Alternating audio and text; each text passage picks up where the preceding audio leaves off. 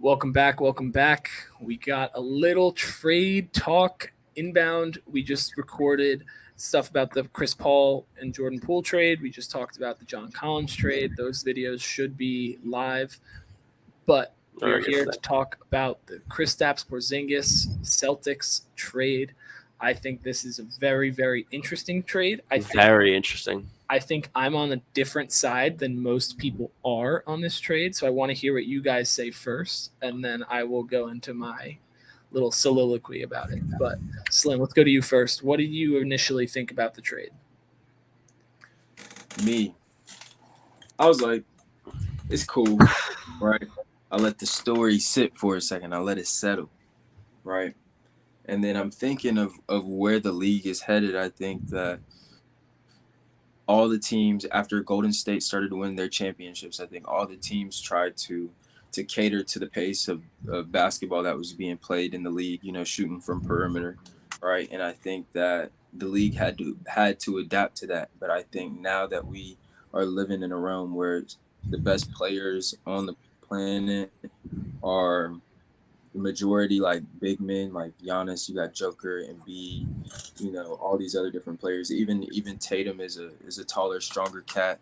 I think that I think with Wembanyama about to come in, I think that he's about to switch the league up, and everybody is going to try to find ways to stop him offensively. So I think that Pop is going to figure out an offense that works around them and really works around him being able to get surgical on offense, and maybe that'll be a scheme that other teams will have hard times trying to defend. So then the pace of the league is going to adapt to that, and I think unicorn. I think that this is going to be the season and the era of the unicorns where like you have a player like Wemby and also Porzingis. I think Porzingis may have an opportunity to shine this year just because he sees the level of competition that you're going to need to have to compete with Wemby. And I think the same for Bol and a lot of freak players, And I think that I think it's a good trade, and pairing him next to Jason Tatum. If JB doesn't go anywhere, I think that's cool.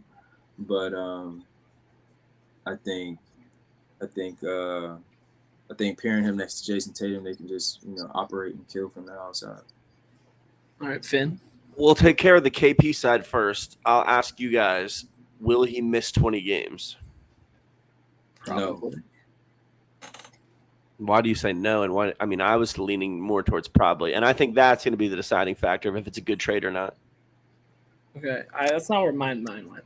Mine went straight to like basketball fit, coaching decisions, what we saw last year, that kind of stuff. That's where my mind went.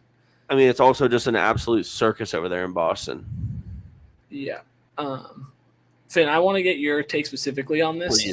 Please. So my first thought, originally with the original trade, how it was Brogdon getting traded, that kind of stuff. Mm-hmm. I like that trade a lot more for a simple fact of I think Marcus Smart is one of those guys you want in your locker room.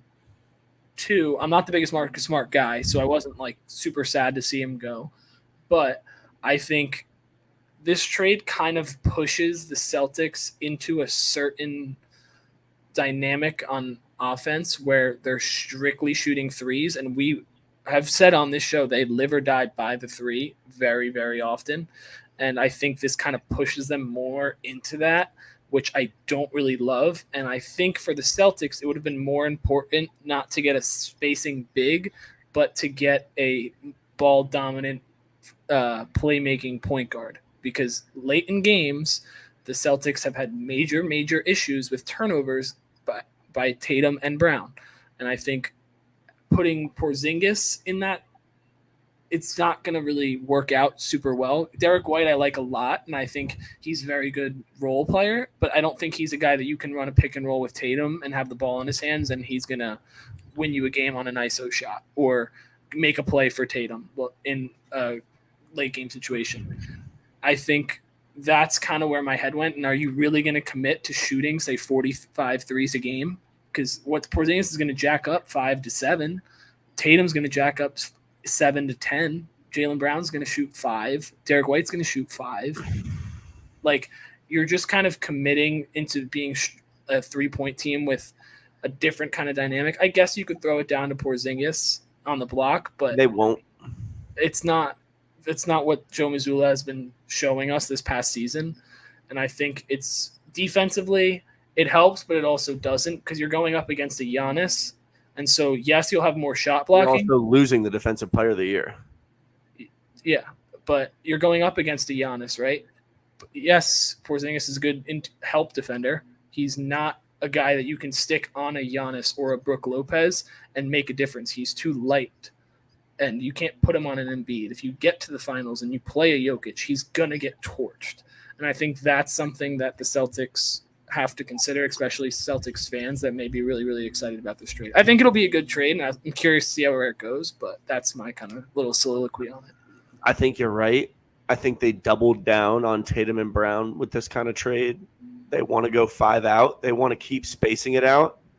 I feel like there were times in that Miami series where, like, yeah, they were ISO heavy, but it doesn't seem like they ever want to do anything else. It seems like they just want to make the ISOs a little easier. It just seems like drive and kick all the time now. Right. So, I mean, if you need a shooting center to do that and to actually fully go 5 out, you can either do what you said, which is what I think they should have done, which is pick up a point guard, or you can do what I said, double down and pick up someone to space the floor and play 5 out. Again, it's kind of getting lost in the weeds here. Marcus Smart, defensive player of the year last year. No, And Porzingis, or 2 years ago, excuse me. And Porzingis is an injury-ridden project player, unbelievable upside, and had a great year last year. But I mean, but this is also compared to New York or Dallas, where the expectations are very high, which now they're going to be higher than they ever were. right. And now it's also you were playing in Washington, which there's absolutely zero. And I understand. I watch those games, dude. Some of those shots Marcus Smart takes, I can't fucking believe it. Like, every time he touches the ball, you just know he's going to let one fly. That's so ridiculous. But it's an established player. It's a guy who busts his ass. It's a franchise player. And the problem was one of them had to go, and he thought he was in the big three. And he's not even the third or fourth best player on the team. Yeah. Yeah. It's definitely an interesting trade. I know Boston fans are sad about. I love him in Memphis. I do too. Let's segue into that. I love him in Memphis, though. That's where I was going to go. And obviously there's a third element to the Washington part, which we will touch on. We touched on it a little bit during the Jordan Poole video, so go check that out. But I want to talk about why this trade kind of puts Memphis up a tier for me. It moves them the needle for me a little bit. Me too. And I just wanted to say that Marcus Smart is one of those guys that's not going to be like, all right, let's just go through this and then do it. Like, he wants to go all the time and all that kind of stuff. He's like a better energy and like, I don't know what the word is, but he's like just basically better at everything than Dylan Brooks. And that's who you're kind of like, he's like the energy veteran, think you're like really, really good kind of guy, but he's actually good. And he's going to help mature the team and show them what it takes to really get to that conference finals, the finals, and ultimately, hopefully, win one at some point. Same thing with the picturing Jordan Poole in DC. If I had to pick one team that I could picture Marcus Smart playing it on, it would probably be the Grizzlies. Gritty. He's a better gritty guy. He is. He's much. I mean, again, they're going to have a lot of possessions that they're going to have to figure out because he takes a lot of fucking shots. Yeah. I think the spacing will be interesting, but Yeah, so what's your take on it? I think he could take as many shots as Dylan Brooks did, which was, a certain amount. But I think What's his deal right now? Apparently he wants $12 million a year. From who? Anyone, I guess. Sheesh. Dylan Brooks?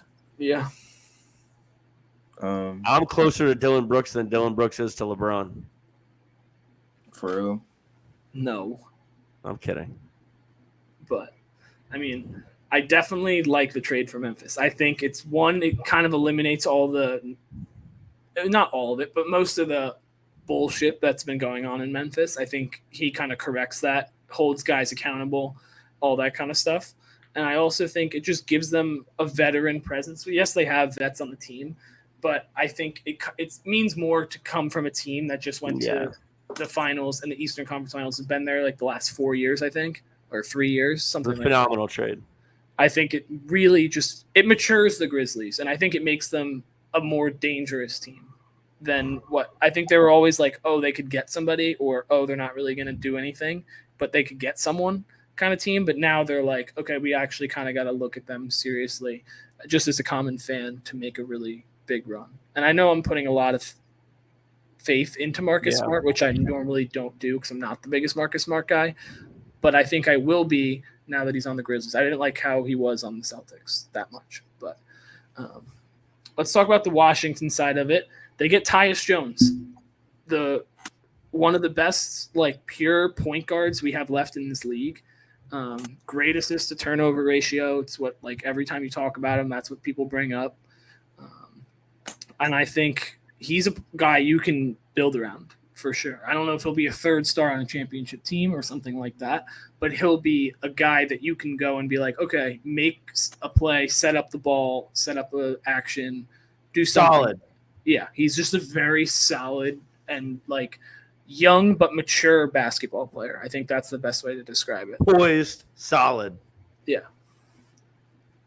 I think it was a good trade, especially hold down JP. Yeah. A little young backcourt. I think Tyus Jones, like you said, is one of the best of what he is, a point guard, a true point guard, I feel like. And I think that he can create a lot more space for Washington. I think if he gets the minutes that he deserves, maybe as their starting point guard, pairing him next to Jordan Poole could be deadly. Yeah, I mean, I'm excited to see. I mean, don't get me wrong, I'm not going to watch more than 10 Wizards game next year. Come on, guy. But I'm excited to see like stats or highlights or stuff like that from them, because I think that's a guy that you can see yourself having you can see this guy having a long career somewhere and being like a vital part of a team. Nets basketball starts in 3 months, baby. No, October. Preseason. Oh, we're going there already? I mean, summer league's in 2 weeks. July.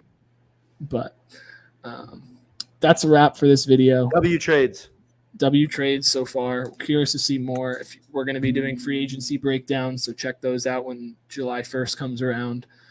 And we will see you guys next time. Peace.